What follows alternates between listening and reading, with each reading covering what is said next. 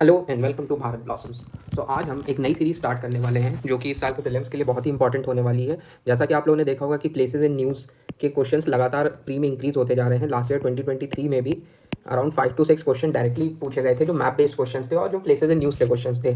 तो इसमें हम वो सारी प्लेसेस कवर करेंगे जो पिछले 2 साल में किसी न किसी वजह से न्यूज़ में रही है। इसराइल हमास वॉर हो गया, रेड सी क्राइसिस हो गया, वॉल्केनोज हो गए, या जो भी नॉर्मल प्लेसेस न्यूज़ में रही हैं किसी न किसी वजह से, वो सारी यहाँ पे कवर होंगी। तो चलिए शुरू करते हैं। सबसे पहले हम बात करेंगे इसमें इसराइल हमास वॉर की। तो हम इस एक मैप के थ्रू इसराइल की सारी इंपॉर्टेंट प्लेसेस, वहाँ क्या क्या चल रहा है उसके बारे में जानेंगे, और क्या क्या प्लेसेस हमारे लिए प्री के लिए इंपॉर्टेंट हो जाती है वो भी हम देखेंगे। तो इस मैप पे जाने से पहले हम देखते हैं कि हमारा इसराइल का अभी रिसेंट में क्या मैप दिखता है। देखिए, इसराइल का मैप 1949 में जब इसराइल को इंडिपेंडेंस मिली थी तब से लगातार चेंज होते आया है, बट अभी करंट सिचुएशन ये है।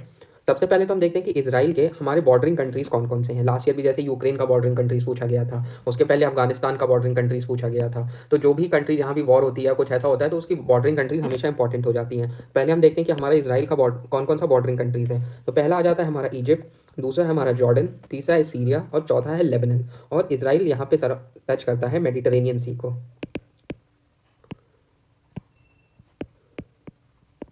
तो ये चार तो हमारी बॉर्डरिंग कंट्रीज़ हो गई। अब इसमें एक और आता है हमारा गाज़ा स्ट्रिप और वेस्ट बैंक। ये दोनों प्लेसेस जो हैं ये अभी तो इसराइल के अंडर में है, बट यहाँ पे मोस्टली पैलेस्टीनियंस रहते हैं। पहले इसराइल में पूरे पैलेस्टीनियंस ही रहते थे, बट फिर जब वो जूइश स्टेट बना, that is all together a different story that more than 75 years after Israel has declared statehood, it borders are yet to be entirely settled.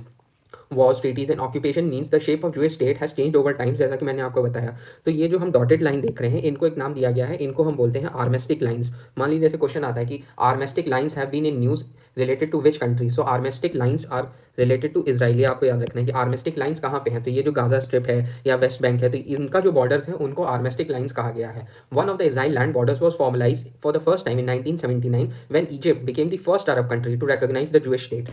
First Arab country जिसने Israel को recognition दी थी वो था Egypt, और second country जिसने Israel को recognition दी थी वो है हमारा जॉर्डन। तो ये दो अरब कंट्रीज हैं जो इसराइल को रिकग्नाइज करती हैं as a Jewish state. While there has not been a peace treaty between Israel and Lebanon, the two countries in 1949 armistice line serve as Israel's de facto northern border। इस यहाँ पे भी armistice line है। इसको एक और line दिया जाता है, ब्लू लाइन, जो अभी हम आगे देखने वाले हैं। While Israel's border with Syria remains unsettled, ये गोलन हाइट्स क्या है? गोलन हाइट्स ऑलरेडी यूपीएससी में आ चुका है, इसको हम डिटेल में भी उस मैप में देखने वाले हैं, डिटेल मैप में। तो ये तो हमारा इसराइल का बेसिक हो गया कि आर्मिस्टिक लाइंस क्या है, बॉर्डरिंग कंट्रीज कौन सी हैं, सी कौन सी है, मेडिटेरेनियन सी है, गाजा स्ट्रिप कहाँ है, वेस्ट बैंक कहाँ है। अब हम ये जो प्लेसेस हैं इसराइल के अंदर जहाँ मेनली वॉर चल रही है हमारी गाजा स्ट्रिप में, और वेस्ट बैंक की भी कुछ लोकेशंस हैं, ये सी कौन सी है, ये क्या है, तो इसको हम अब अच्छे से डिटेल में देखते हैं। तो देखिए ये मैप है। इस एक मैप में आपको इसराइल की पूरी ओवरऑल इन्फॉर्मेशन मिल जाएगी जहाँ से भी क्वेश्चंस बन सकते हैं। तो चलिए पहले हम इसराइल के कुछ फिजिकल फीचर्स देखते हैं। इसराइल का जो हमारा नॉर्दर्न नॉट, जो हमारा सदर्न पार्ट है, जो एक ट्रायंगुलर शेप में हमारा आता है, तो यहाँ पे एक डेजर्ट है। इसराइल का ये सबसे बड़ा डेजर्ट है। इस डेजर्ट का नाम है नेगेव डेजर्ट। नेगेव डेजर्ट कहाँ पे मिलता है? तो नेगेव डेजर्ट हमारा सदर्न इसराइल में मिलता है। अब इस नेगेव डेजर्ट का एक यूनिक फीचर है, इसको बोलते हैं माख्तेशाम। माख्तेशाम, MAKHTESHIM, माख्तेशिम और माख्तेशाम। ये एक लैंडफॉर्म है जो हम ज्योग्राफी में लैंडफॉर्म्स पढ़ते हैं, तो उसी टाइप ये टाइप का लैंडफॉर्म है जो हमारा नेगेव डेजर्ट में मिलता है। अब इसकी क्या खासियत है? यहाँ पे potash, bromine, magnesium and copper मिलता है इस माख्तेशाम लैंडफॉर्म में। और नेगेव डेजर्ट हमारा ग्रेन्स, फ्रूट्स और वेजिटेबल्स यहाँ पे उगाए जाते हैं। This is not that important, but ये माख्तेशाम आपको याद रखना है कि यहाँ पे कौन कौन से मिनरल्स मिलते हैं, potash, bromine, magnesium and copper. ठीक है, अब देखिए इसी नेगेव डेजर्ट में एक और इंपॉर्टेंट चीज़, इस पर इंडियन एक्सप्रेस एक्सप्लेन में आर्टिकल आया था, वो है हमारा बेन गुरियन कैनाल। एक तो हमने स्वेस कैनाल सुना है कि स्वेस कैनाल हमारा कहाँ पे है, तो स्वेस कैनाल हमारा कनेक्ट करता है रेड सी को मेडिटेरेनियन सी से, जो इजिप्ट से होके जाता है। लेकिन स्वेस कैनाल एक बहुत ही कंजस्टेड कैनाल है और वेरी हैवीली ट्रैफिक रहता है। तो स्वेस कैनाल से ट्रैफिक कम करने के लिए एक बार ये प्रपोज किया गया था कि हम इसराइल के नेगेव डेजर्ट के थ्रू रेड सी और मेडिटेरेनियन सी को जोड़ने के लिए एक कैनाल बनाते हैं। उस कैनाल को नाम दिया गया था बेन गुरियन कैनाल। तो ये उस कैनाल का पाथ है, this is Ben Gurion canal. तो बेन गुरियन कैनाल कहाँ से पास करती है? इसराइल के नेगेव डेजर्ट से, और it will connect gulf of Aqaba with Mediterranean sea. तो गल्फ ऑफ अकाबा कहाँ आता है? हमारा रेड सी, मतलब जो सिनाई पेनिनसुला है, this is the Sinai peninsula of Egypt. ये हमारा सिनाई पेनिनसुला है और यहाँ पे हमारा इसराइल आता है। तो ये सिनाई पेनिनसुला और इसराइल के बीच की जो गल्फ है, दिस इज गल्फ ऑफ अकाबा। तो रेड सी से होकर गल्फ ऑफ अकाबा से होते हुए, सी देखिए यहाँ से हमारी बेन गुरियन कैनाल जाएगी और ऐसे मेडिटेरेनियन सी में जाएगी। तो again this is very important कि बेन गुरियन कैनाल कहाँ है? तो बेन गुरियन कैनाल हमारा नेगेव डेजर्ट से पास करती है, इसराइल में जाती है, मेडिटेरेनियन सी को जोड़ती है, रेड सी को जोड़ती है, गल्फ ऑफ अकाबा से पास होते हुए जाती है। और ये किसका ऑल्टरनेटिव है? ये हमारा स्वेस कैनाल का ऑल्टरनेटिव है, बट ये अभी कंस्ट्रक्ट नहीं हुई है। This was propose along ago in around, as far as I can remember, in 1960s and 70s it was propose. तो अब ये भी बोला जा रहा है कि जो मेन इजराइल हमास वॉर हुआ है उसके पीछे ये बेन गुरियन कैनाल भी है, क्योंकि इजराइल चाहता है कि इजराइल ये कैनाल कंस्ट्रक्ट करे जिसमें गाज़ा और हमास और पैलेस्टीन उसमें बाधाएं अटका रहे हैं। इसलिए इजराइल गाज़ा को अपने कंट्रोल में लेना चाहता है ताकि ये एरिया पूरी तरह से इजराइल के कंट्रोल में आ जाए और इजराइल बेन गुरियन कैनाल का कंस्ट्रक्शन स्टार्ट कर सके। ठीक है, अब चलिए देखते हैं। अब हम थोड़ा गाज़ा स्ट्रिप को डिटेल में देखेंगे। ये देखिए गाज़ा स्ट्रिप यहाँ पे है, इसका एनलार्ज मैप मैंने यहाँ पे डाला है। This is Gaza strip. तो गाज़ा स्ट्रिप में कौन कौन सी हमारे एग्जिट पॉइंट्स हैं वो हमको देखने हैं कि हम गाज़ा से कहाँ से निकल के इजराइल में या इजिप्ट में जा सकते हैं। तो गाज़ा स्ट्रिप में हमारे 3 एग्जिट पॉइंट्स आते हैं। पहला आता है एरेस क्रॉसिंग, दूसरा आता है करीम शालोम गुड्स क्रॉसिंग और तीसरा है हमारा Rafah crossing. This Rafah crossing is very important. इस पे भी एक्सप्लेन में आर्टिकल आया था और हिंदू में भी कई बार मेंशन था। तो देखिए राफा क्रॉसिंग क्यों इंपॉर्टेंट है। इट इज़ अंडर इजिप्ट्स मैनेजमेंट, जबकि करीम शालोम गुड्स का और एरेस क्रॉसिंग जो है वो इजिप्ट के इसराइल के कंट्रोल में है, एंड राफा क्रॉसिंग जो है वो इजिप्ट के मैनेजमेंट में है। तो आपको याद रखना है कि राफा क्रॉसिंग भले ही गाज़ा स्ट्रिप में है बट वो इसराइल कंट्रोल नहीं करता है, उसको कौन कंट्रोल करता है, इजिप्ट मैनेज करता है। It is the only exit that does not leads to Israeli territory, मतलब यहाँ से निकल के हम सीधा इजिप्ट में आएंगे, हमको इसराइल में नहीं जाना पड़ेगा। जबकि हमारा जो एरेस क्रॉसिंग है और करीम शालोम क्रॉसिंग है उससे निकल के हम इसराइल में आएंगे। ठीक है, एक और इंपॉर्टेंट प्लेस है हमारी गाज़ा स्ट्रिप में, खान यूनिस, एंड यहाँ पे जो है ये हमारा गाज़ा सिटी है। तो ये जो रेड एरिया ये पूरा इवैक्यूएशन एरिया है, यहाँ से लोगों को निकाला जा रहा है। तो हमारे 4-5 प्लेसेस गाज़ा स्ट्रिप में इंपॉर्टेंट हैं।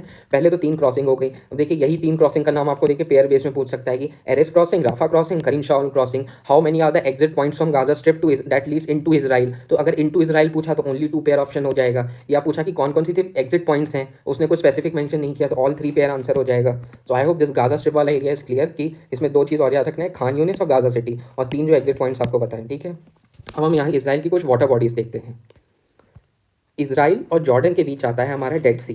डेड सी हमने बहुत बचपन से सुनते आ रहे हैं कि डेड सी में जाओ तो डूबोगे नहीं, वहाँ लोग तैरने जाते हैं तो वहाँ लोग फ्लोट करते रहते हैं। तो ऐसा क्यों होता है। It is the second most saline lake in the world and lowest lake in the world. अब एनसीईआरटी में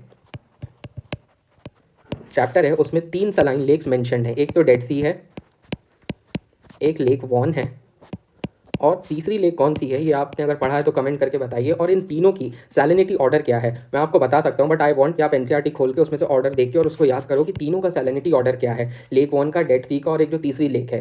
तो डेड सी हमारा किसके बीच आती है, डेड सी आती है हमारी इसराइल और जॉर्डन के बीच में। अब सेकेंड लेक हमारी कौन सी है, दैट इज लेक टिबेरिया।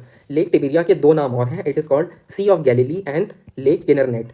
तो लेक किन्नरनेट बोले, सी ऑफ गैलीली बोले या लेक टिबेरिया बोले, मतलब सेम चीज़ बोल रहे हैं। It is the Israel's main source of fresh water. जैसा कि आपने देखा होगा कि हमने जब बॉर्डर्स देखे थे तो इसराइल के तीनों तरफ लैंड है और यहाँ पे सी है। तो लेक टिबेरिया से हमारा जो फ्रेश वाटर आता है, it is the main source of Israel's fresh water.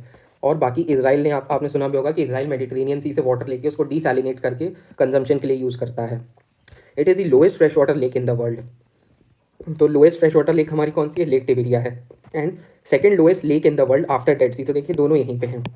ये थोड़ा टेक्निकल आपको याद रखना है। लोएस्ट लेक कौन सी है, dead sea. Lowest lake, second lowest lake कौन सी है, लेक टिबेरिया। लेकिन डेड सी एक फ्रेश वाटर लेक नहीं है, सलाइन लेक है। और अगर हम फ्रेश वाटर लेक की बात करेंगे तो लोएस्ट फ्रेश वाटर लेक हमारा कौन सा है, लेक टिबेरिया। ये आपको याद रखना है। It is the main source of fresh water for Israel. It is fed by Jordan river and underground spring. तो जॉर्डन रिवर हमारी ये है, आप देख सकते हैं यहाँ से जॉर्डन रिवर आती है ऊपर से। तो जॉर्डन रिवर इसका मेन सोर्स है, इसको जॉर्डन रिवर से पानी मिलता है। अब हमने गोलन हाइट्स पहले देखा था, गोलन हाइट्स की डिटेल देखते हैं। इस पर ऑलरेडी प्रीवियस ईयर में क्वेश्चन पूछ चुका है कि गोलन हाइट्स कहाँ पे लोकेटेड है। It is in the Syrian territory. It was captured by Israel in a 6-day war in 1967। तो 1967 में एक 6-day वॉर हुई थी जिसमें इजराइल ने सीरिया से गोलन हाइट्स कैप्चर कर लिया था। गोलन हाइट्स के हमारे बॉर्डर्स कौन कौन से हैं, Jordan, Syria, Israel and Lebanon. ये देखिए यहाँ गोलन हाइट्स है, this is Lebanon, this is Syria, ये हमारा इजराइल है, और ये हमारा पूरा ये वाला एरिया जो है ये जॉर्डन है। This entire area is Golan Heights. Golan Heights is also an important thing. तो आपको याद रखना है कि किस किस से बॉर्डर है। 6-day वॉर के बाद इसराइल ने ले लिया था, but originally it's a Syrian territory. अब हमारा एक और चीज़ बचता है जो अभी रिसेंटली सीडीएस एग्जाम में पूछा गया है, that is border between Israel and Lebanon. तो इसराइल हमने देखा यहाँ पे, ये हमारा इसराइल है और यहाँ पे लेबनन है। तो इनके बॉर्डर पे एक स्पेशल ब्लू लाइन है। वो ब्लू लाइन क्या है चलिए देखते हैं। Border between Israel and Lebanon is known as Blue Line. It was set by United Nations in 2000 after Israel withdrew its military from the southern Lebanon.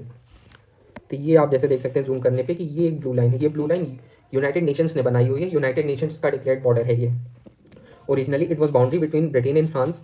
This is not important, it is not an official international border but a demarcation line. कोई इसको recognise नहीं करता, but UN ने border बनाया हुआ है, just a demarcation line.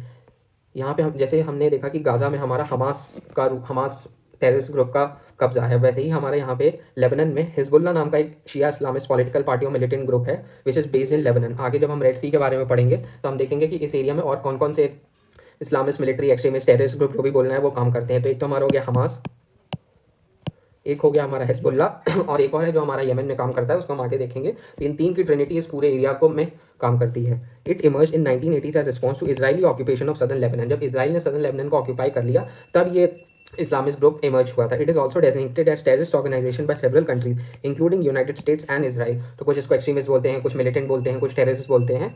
तो Hezbollah हो गया, हमास हो गया, और एक और जो हमारा यमन का है उसको हम आगे रेड सी क्राइसिस में देखने वाले हैं। तो ये हाँ, अब देखिए दो पोर्ट्स आ जाते हैं हमारे, क्योंकि पोर्ट्स भी आजकल बहुत पूछ रहा है। तो इसराइल का एक बहुत ही इंपॉर्टेंट पोर्ट है हाइफा पोर्ट। हाइफा पोर्ट क्यों इंपॉर्टेंट है? क्योंकि अभी जो India Middle east European corridor बन रहा है वो भी हाइफा पोर्ट को हमारा कनेक्ट करने वाला है। It is part of India Middle East corridor. It joins Piraeus Greece to Al Haditha in Saudi Arabia.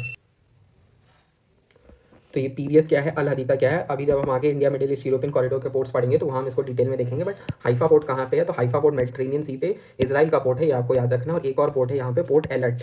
Port alert भी यहाँ पे, जैसे यहाँ पे बेन गुरियन कैनाल बताया था, तो एकदम सदर्न ऑफ इसराइल में है, गल्फ ऑफ अकाबा में। तो पोर्ट एलर्ट हो गया और पोर्ट हाइफा हो गया। और तेल अवीव जो सिटी है, तो तेल अवीव हमारी इसराइल की कैपिटल है, जहाँ से इसराइल की सारी फंक्शनिंग होती है। और जेरूसलम जो एरिया है हमारा, जेरूसलम हमारा क्यों इंपॉर्टेंट है? क्योंकि ये सारे अब्राहमिक रिलीजन, कौन कौन से अब्राहमिक रिलीजन्स हैं हमारे? Christianity, Islam and Jewish. तो इन तीनों अब्राहमिक रिलीजन्स के लिए ये एक बहुत ही सेक्रेट प्लेस माना जाता है जेरूसलम। और जेरूसलम हमारा लाई करता है वेस्ट बैंक में।